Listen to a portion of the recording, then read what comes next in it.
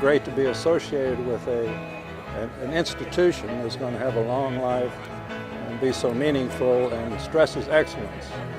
I think as I've often said, Rice is excellence. If it's not excellent, it's not Rice. It must have been something of a fluke that I got in. I don't think they had a live Canadian show up for some time. I showed up without my luggage. It got lost by the bus. But Mr. McCants, the registrar, gave me a new packet, and everything went well thereafter, more or less. In probably September of 1962, and within a couple of weeks, they said, okay, everybody over to the stadium. And so we all went there, and President Kennedy showed up, said, and within this decade, we're going to go to the moon. I said, wow, that's pretty neat. So all of us, just freshmen, we left the place. Wonder who they're going to bring in next week. We were very good friends. We were like symbiotic twins for about 6 months or 8 months or something. If people said, where's DJ? They asked Keith. If people said, where's Keith? They asked me. We've been best friends ever since.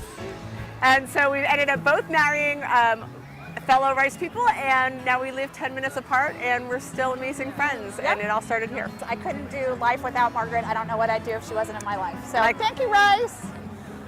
It was, I don't know, middle of the afternoon, and I was off to use a borrowed car because obviously I didn't have my own. And I looked up, and there was this pair of eyes walking toward me, and they were just fantastic. I never saw anything like it before. And she doesn't remember the event in any way, shape, or form. We stayed up studying late one night, and it's actually 24 years ago tonight. It was our first kiss right over there, Will Rice.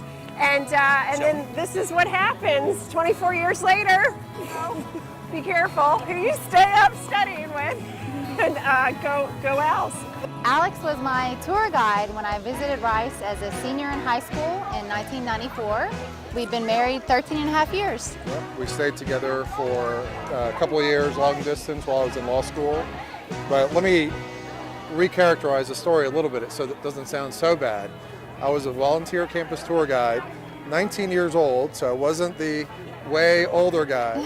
One of the teachers, Dr. Haskell in the history department, actually met with my husband and I today. He had retired 2 years ago, but he walked over to campus just to meet with us. We spent an hour and a half with him today.